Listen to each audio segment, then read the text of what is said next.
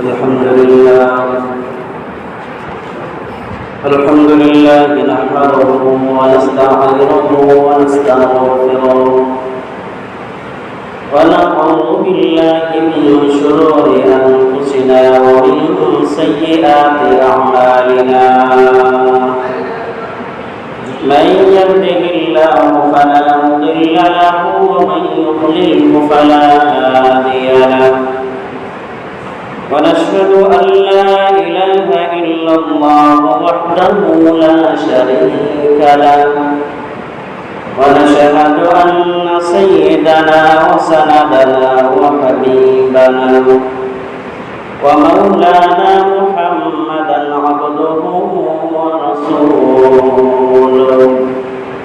صلى الله تعالى عليه وعلى آله وأصحابه وبارك وسلم تسليما كثيرا أما بعد فأعوذ بالله من الشيطان الرجيم بسم الله الرحمن الرحيم ولنبلونكم بشيء من الخوف والجوع ونقص من الأموال والأنفس والثمرات وبشر الصابرين الذين إذا أصابتهم مصيبة قالوا إنا لله وإنا إليه راجعون أولئك عليهم صلوات من ربهم ورحمة وأولئك هم المهتدون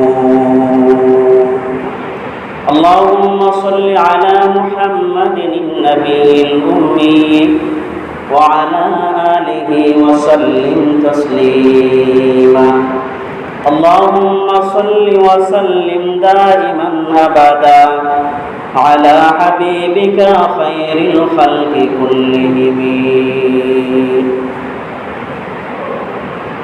حمد ہے سب تیرے ذات کبریا کی واسطے وردرود ہونا تو ختم الانبیاء کی واسطے وردرود ہونا تو ختم الانبیاء کی واسطے قول ابتر فعل ابتر سب میرے ابتر ہے کام قال ابتر فعل ابتر سب میرے ابتر ہے کام لطف سے اپنے میرے کر ملک دی کا انتظام لطف سے اپنے میرے کر ملک دی کا انتظام الحمدللہ আল্লাহ তাবারক তাআলার প্রতি জুমার নেই আজকে জুমার দিন পবিত্র দিন আমাদের সকলকে আল্লাহর মসজিদে এসে বসে জুমার পূর্ব মুহূর্তে তিনি কিছু কথা বলা এবং শোনার মতো সুযোগ করে দিয়েছেন সেজন্য সকলে রব্বে কারিমের দরবারে শুকরিয়া জ্ঞাপন করি আলহামদুলিল্লাহ মুহতারাম হাজিরিন मैं कलाम माजिद থেকে সূরাতুল বাকারার 157-58 নম্বর আয়াত তিলাওয়াত করেছি আল্লাহ তাবারক তাআলা এই আয়াত সমূহের মধ্যে বলেন আল্লাহ তাআলা বলেন ওয়ালানাবলুওয়ান্নাকুম বিশাইইম মিনাল খাউফি ওয়াল জু' আল্লাহ তাআলা বলেন আমি দুনিয়াকে বানিয়েছি পরীক্ষার জায়গা দারুল ইমতিহান পরীক্ষার জায়গা ওয়ালানাবলুওয়ান্নাকুম আমি তোমাদেরকে দুনিয়াতে পরীক্ষা করব কিভাবে পরীক্ষা করবেন আল্লাহ তাআলা এটাও বলেন বিশাইইন বিভিন্ন জিনিস দিয়ে বস্তুর মাধ্যমে দুনিয়ার উপকরণ দিয়ে আমি তোমাদেরকে পরীক্ষা করব আমি দেখব আমার এই পরীক্ষায় কোন বান্দারা উত্তীর্ণ হয় আর কোন আমার বান্দারা এখানে তারা ফেল হয় আল্লাহ তাবারক তাআলা বলেন যে দুনিয়াতে আমি আমার বান্দাদেরকে বিভিন্ন জিনিস দ্বারা আমি তাদেরকে পরীক্ষা করব। আল্লাহ তাআলা বলেন মিনাল খাউফি ওয়াল জু। এক নম্বর হলো মানুষের ভিতরে ভয় ভীতি ঢেলে দেওয়া হবে। ভয়ের মাধ্যমে মানুষকে পরীক্ষা করা হবে, অর্থাৎ ইসলামী শরীয়তের বিধান পালন করতে কাফের মুশরিক যারা, নাস্তিক মুরতাদ যারা, মুসলমানদের বিভিন্নভাবে ভয় প্রদর্শন করা। যেমন রসুলের জামানার দিকে লক্ষ্য করলে আমরা দেখব, রসুলের জামানায় সাহাবায়ে কেরাম ইসলামের সূচনা লগ্নের শুরুতে প্রকাশ্যে তারা নামাজ পড়তে পারতেন না, প্রকাশ্যে তারা কালিমার দাওয়াত দিতে পারতেন না, প্রকাশ্যে তারা ইসলামী শরীয়তের কোনো বিধান পালন করতে পারতেন না। তারা এটা প্রকাশ করতে ভয় পাইত যে আমি যে মুসলমান, যদি কোনো কাফের শোনে আমাকে তো তারা জায়গাতেই হত্যা করে দিত। আল্লাহ তাআলা বলেন এই যে ভয়, এই ভয় করে কি কোনো মানুষ ইসলাম ত্যাগ করে ফেলে কিনা, ইসলাম ছেড়ে দেয় কিনা, কোনো মানুষ ইসলামের বিধান নামাজ ছেড়ে দেয় কিনা ভয়ে যে আমি যদি নামাজ পড়তে যাই আমাকে অমুকে গালি দিবে, আমাদেরকে তারা মারপিট করবে, এই ভয়ে শরীয়তের বিধান কেউ ছেড়ে দেয় কিনা, এই ভয়ের মাধ্যমে আল্লাহ তাআলা ঈমানদারদেরকে আল্লাহ তাআলা পরীক্ষা করবেন। যারা এই ভয়কে উপেক্ষা করে শরীয়তের সকল বিধান যারা পালন করবে, ইসলামী শরীয়তের বিধান যারা পালন করবে, তারাই হবে আল্লাহর কাছে প্রিয় বান্দা, আল্লাহর কাছে সবচেয়ে প্রিয় মানুষ। আর যারা কাফের মুশরিকদের ভয়ে ইসলামী শরীয়তের বিধিবিধান ছেড়ে দেবে, নামাজ ছেড়ে দেবে, শরীয়তের অন্য বিধান ছেড়ে দেবে, তারা হবে ক্ষতিগ্রস্ত, তারাই হবে জাহান্নাম। আল্লাহ তাআলা বলেন প্রথমত আমি খাউফের মাধ্যমে মানুষদেরকে পরীক্ষা করব। দ্বিতীয়ত হলো আল্লাহ বলেন জৌর মাধ্যমে মানুষকে পরীক্ষা করব। জৌ কি? জৌ হলো মানুষের অভাব অনটন মানুষের মধ্যে ঢেলে দেবে। কোনো মানুষকে যদি আল্লাহ তাআলা গরিব বানান, কারো কোনো মানুষের যদি অর্থ সম্পদ কম থাকে, সম্পদ কম থাকে, তাহলে এটাও আল্লাহ তাআলার পক্ষ থেকে তাকে একটা পরীক্ষা। কোনো মানুষের যদি অভাব আসে, যে কোনোভাবে কোনো মানুষের যদি অভাব অনটন আসে, অসুস্থতার মাধ্যমে, ক্ষতির মাধ্যমে অভাব অনটন আসে, এই অভাব দিয়ে মানুষকে আল্লাহ তাআলা পরীক্ষা করেন। অভাব অবস্থায় সে কি ইসলামী শরীয়তে থাকে নাকি ইসলাম থেকে সরেছে, আল্লাহকে সে কি মানে নাকি আল্লাহর বিধান থেকে সরে যায়। আল্লাহ তাআলা ক্ষুধার মাধ্যমে, অভাবের মাধ্যমে আল্লাহ তাবারক তাআলা মানুষদেরকে আল্লাহ তাআলা পরীক্ষা করেন। আল্লাহ তাআলা আরো বলেন ওয়ানাকসিম মিনাল আমওয়ালি ওয়ানাকসিম মিনাল আমওয়ালি ওয়াল আনফুসি ওয়াস সামারাত। আল্লাহ তাআলা বলেন মানুষকে ক্ষতির মাধ্যমে পরীক্ষা করা হবে। কোনো মানুষের সম্পদের ক্ষতি হয়ে যাবে, আল্লাহ তাআলা বলেন ওয়ানাকসিম মিনাল আমওয়াল, মানুষের যে সম্পদ আছে সম্পদের মধ্যে ক্ষতির মাধ্যমে তাকে পরীক্ষা করা হবে। একজন মানুষ ব্যবসা করতেছে, ব্যবসায় বড় ধরনের একটা লস হয়ে গেছে, এটাও আল্লাহ তাআলার পক্ষ থেকে তাকে একটা পরীক্ষা। তার যে ব্যবসায় বড় ধরনের একটা লস হলো, ক্ষতি হলো, তারপরেও কি সে ইসলামী শরীয়তে থাকে কিনা, আল্লাহকে তারপরেও মানে কিনা, নামাজের পাবন্দি করে কিনা, আল্লাহ তাআলার পক্ষ থেকে তার জন্য এটা একটা পরীক্ষা। এমনকি আল্লাহ তাআলা বলেন মিনাল আমওয়াল, সম্পদের ক্ষতির মাধ্যমে পরীক্ষা করা হবে। এমনকি কোনো মানুষের জমি চাষাবাদ করেছে, বন্যা এসে তার জমি সব নষ্ট করে দিয়েছে, এমনও যদি হয় সম্পদ নষ্ট হয়ে যায়, চাষাবাদের জমির ফসল নষ্ট হয়ে যায়, এটাও আল্লাহ তাআলার পক্ষ থেকে বান্দার একটা পরীক্ষা। আমার এত বড় ক্ষতি হয়ে গেল, এত বড় ক্ষতির পরেও সে কি আল্লাহর বিধান মানে কিনা, ইসলামের দিকে আসে কিনা, আল্লাহর হুকুমের পাবন্দি করে কিনা। আল্লাহ তাআলা তার সম্পদের ক্ষতি করে, চাষাবাদের ক্ষতি করে, জমির ক্ষতি করে আল্লাহ তাআলা তাকে পরীক্ষা করবেন।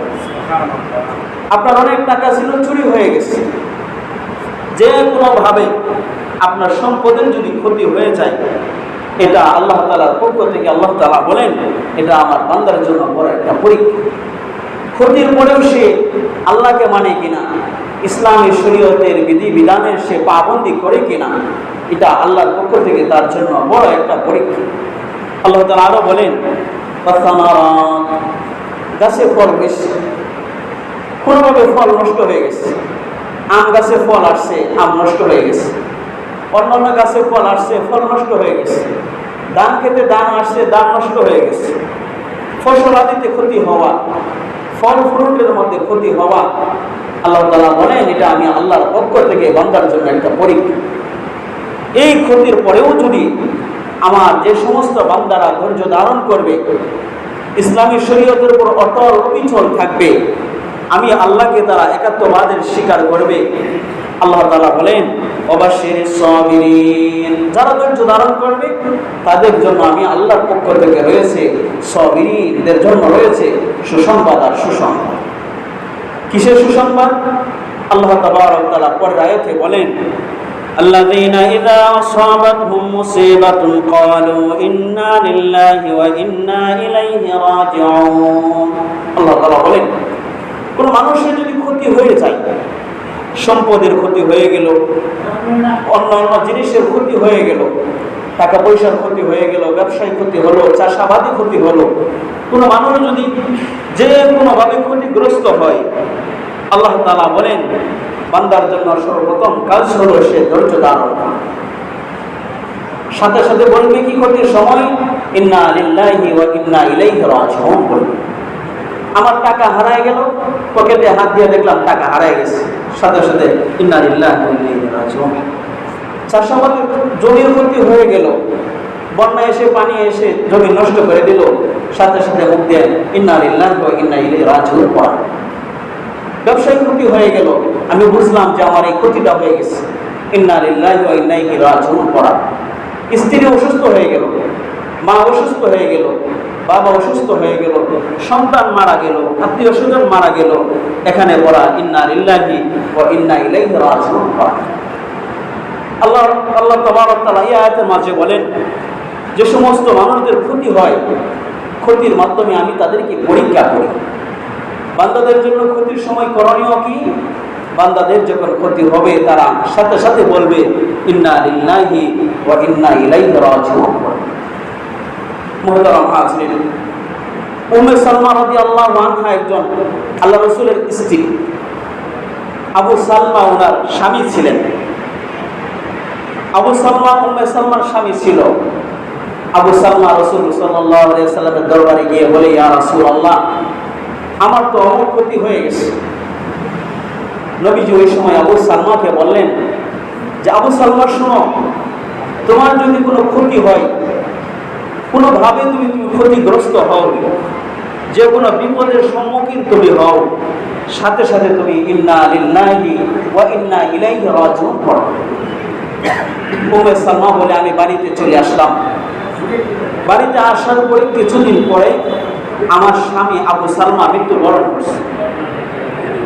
স্বামী যখন মৃত্যুবরণ করলো, নবীজির শিখানো যে দোয়া আমাকে নবীজি শিখিয়ে দিয়েছিলেন দোয়া পড়ার কথা, স্বামী মারা যাওয়ার সাথে সাথে আমি আল্লাহর কাছে দোয়া পড়লাম ইন্না লিল্লাহি ওয়া ইন্না ইলাইহি রাজিউন। আমি দোয়া পড়লাম।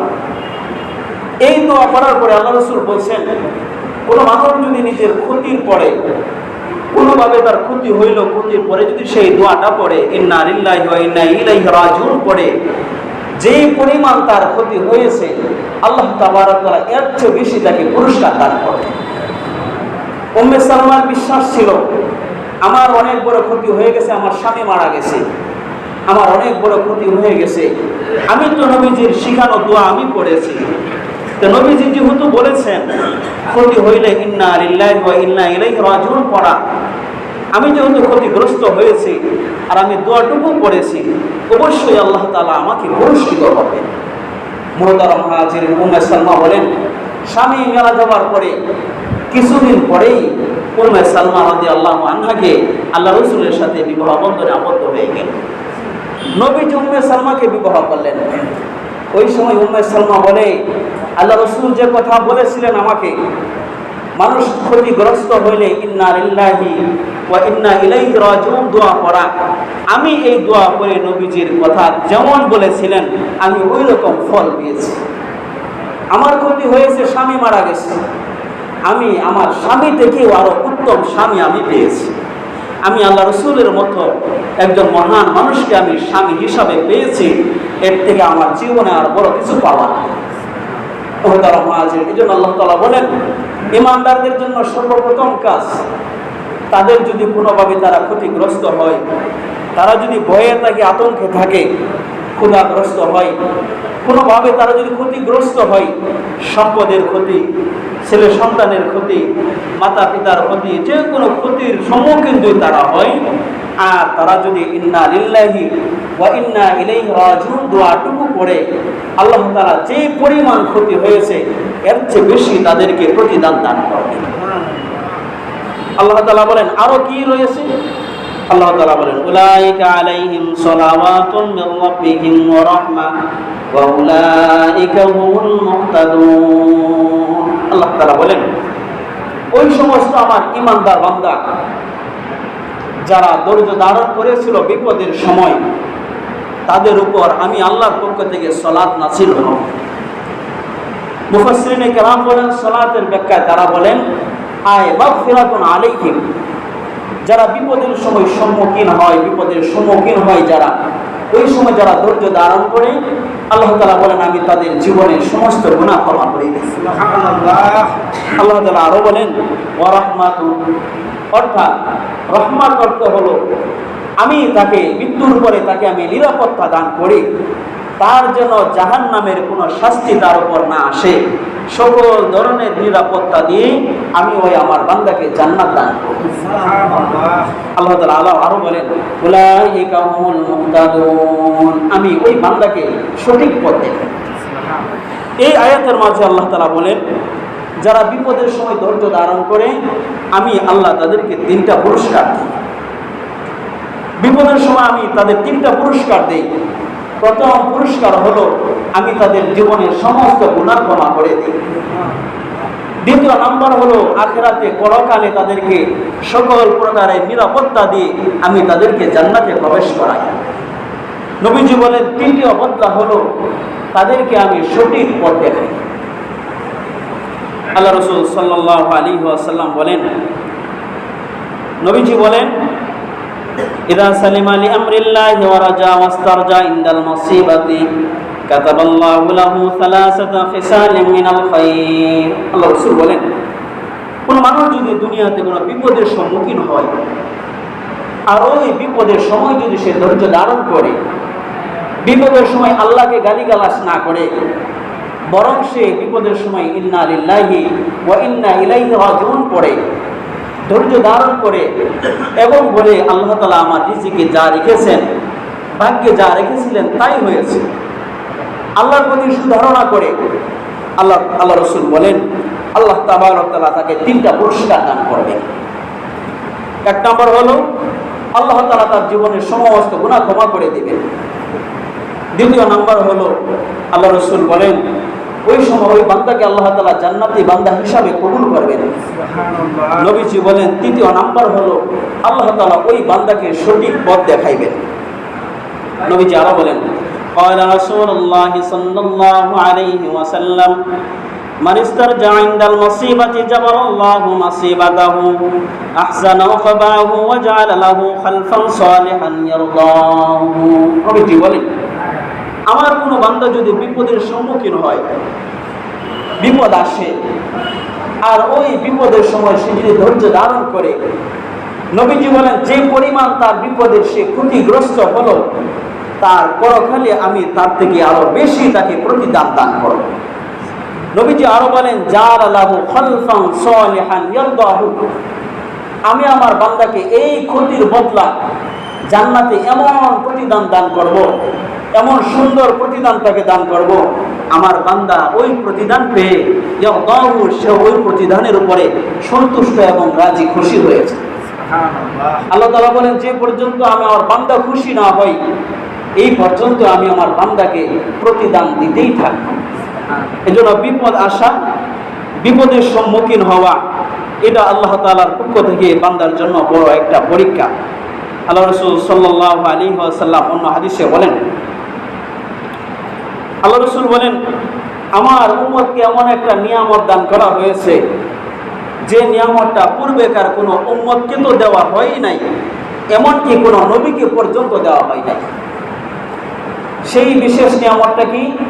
আল্লাহ রাসূল বলেন, আমার উম্মতের বিশেষ নিয়ামত হলো তারা যখন ক্ষতিগ্রস্ত হবে, যে কোনো বিপদের সম্মুখীন তারা হবে, ওই সময় তারা ইন্না লিল্লাহি ওয়া ইন্না ইলাইহি রাজিউন পড়বে। এটা হলো আমার উম্মতের জন্য বিশেষ বড় একটা নিয়ামত। হবে কি? এই দোয়া পড়লে যে পরিমাণ তার ক্ষতি হয়েছে, এর থেকে বেশি আল্লাহ তাআলা তাকে ক্ষতিপূরণ দান করবেন, বিনিময় দান করবেন। তাফসীরে দুররে মানসুরে লিখেছেন জালালউদ্দিন সুয়ুতী রাহিমাহুল্লাহ, এই আয়াতের ব্যাখ্যায় উনি লেখেন, তাফসীরে দুররে মানসুর থেকে বলছি, আল্লাহ রাসূল সাল্লাল্লাহু আলাইহি ওয়াসাল্লাম বলেন যে কোনো মানুষের ভিতরে যদি 4টা গুণ থাকে, আল্লাহ তাবারক তাআলা তার জন্য জান্নাতে একটা ঘর নির্মাণ করেন। নবীজি বলেন, ক্বালা রাসূলুল্লাহ সাল্লাল্লাহু আলাইহি ওয়াসাল্লাম, আরবাউন মান কুন্না ফীহি বানাল্লাহু লাহু বাইতান ফিল জান্নাহ। নবীজি বলেন 4টা এমন গুণ আছে আমার যে ঈমানদার বান্দার মাঝে, যে মুমিন মুসলমানের মাঝে 4 গুণ পাওয়া যাবে, আল্লাহ তাআলা তাবারক তাআলা তার জন্য জান্নাতে একটা ঘর নির্মাণ করবে। সুবহানাল্লাহ। নবীজি বলেন কি? আল্লাহ রাসূল বলেন, মানুষ সব সময় তার জবানকে সে প্রথম আমল হলো সবসময় সে মুখে লা ইলাহা ইল্লাল্লাহু মুহাম্মাদুর রাসূলুল্লাহ কালিমা পড়ে। প্রথম আমল হলো নবীজি বলেন লা ইলাহা ইল্লাল্লাহু মুহাম্মাদুর রাসূলুল্লাহ যে পড়বে, যে কালিমা পড়বে। প্রথম আমল হলো যে কালিমা পড়া। দ্বিতীয় আমল হলো নবীজি বলেন, আল্লাহ রাসূল বলেন, ইযা আসাবাহু মুসিবাতুন ক্বালা ইন্না লিল্লাহি ওয়া ইন্না ইলাইহি রাজিউন। আল্লাহ রাসূল বলেন, আমার কোন উম্মত যদি বিপদের সম্মুখীন হয়, বিপদের সম্মুখীন হওয়ার সাথে সাথে সে বলবে ইন্না লিল্লাহি ওয়া ইন্না ইলাইহি রাজিউন। বিপদের সময় ইন্না লিল্লাহি ওয়া ইন্না ইলাইহি রাজিউন পড়া। তৃতীয় আমল, আল্লাহ রাসূল বলেন, ইযা আতাহু শাইআন ক্বালা আলহামদুলিল্লাহ। আল্লাহ রাসূল বলেন, কোন বান্দাকে যদি আল্লাহ তাআলা কোন নিয়ামত দান করেন, সম্পদ দান করলেন, শারীরিক সুস্থতা দান করলেন, যে কোনোভাবে আমি বুঝলাম যে আল্লাহ তাআলা আমার উপরে এই অনুগ্রহ করলেন, আল্লাহর নিয়ামত আসলো, নিয়ামত আসার সাথে সাথে আলহামদুলিল্লাহ বলে শুকরিয়া আদায় করা। এটা হলো তৃতীয় নম্বর আমল। চতুর্থ আমল, আল্লাহ রাসূল বলেন, ইযা আযনাবা যামবান ক্বালা আস্তাগফিরুল্লাহ। আল্লাহ রাসূল বলেন, আমার উম্মত যদি মানুষ যদি যে কোনো সময় কোনো গুনাহ হয়ে যায়, আপনি আমার থেকে কোনো গুনাহ হয়ে গেল, সগীরা গুনাহ হোক, কবিরা গুনাহ হোক, ছোট গুনাহ হোক, বড় গুনাহ হোক, নবীজি বলেন আমার উম্মত গুনাহ হওয়ার সাথে সাথে বলবে আস্তাগফিরুল্লাহ। আল্লাহ রাসূল বলেন, এই 4টা আমল যদি কোনো বান্দার ভিতরে থাকে, কোন উম্মতের ভিতরে যদি এই 4 আমল থাকে, আল্লাহ তাবারক তাআলা তার জন্য জান্নাতে একটা ঘর নির্মাণ করবেন। সুবহানাল্লাহ। 4 আমল। প্রথম আমল হলো লা ইলাহা ইল্লাল্লাহু মুহাম্মাদুর রাসূলুল্লাহ, যে কালিমা পড়বে। দ্বিতীয় নম্বর আমল হলো রাসূল বলেন, বিপদের সময় আমার উম্মত ইন্না লিল্লাহি ওয়া ইন্না ইলাইহি রাজিউন পড়বে। বিপদের সময় ইন্না লিল্লাহি ওয়া ইন্না ইলাইহি রাজিউন পড়া। তৃতীয় নম্বর হলো রাসূল বলেন, আমার উম্মত যখন কোনো নিয়ামত পাবে আল্লাহ তাআলার পক্ষ থেকে, নিয়ামত পেয়ে সে আলহামদুলিল্লাহ বলবে। চতুর্থ নম্বর আমল হলো রাসূল বলেন, যখন কোনো গুনাহ হয়ে যাবে আমার থেকে, গুনাহ হয়ে যাওয়ার সাথে সাথে সে সাথে সাথে আস্তাগফিরুল্লাহ পড়ে। তো সব সময় কালিমা পড়া, বিপদের সময় ইন্না লিল্লাহি ওয়া ইন্না ইলাইহি রাজিউন পড়া, নিয়ামত পাইলে আলহামদুলিল্লাহ পড়া, কোনো গুনাহ হয়ে গেলে আস্তাগফিরুল্লাহ পড়া।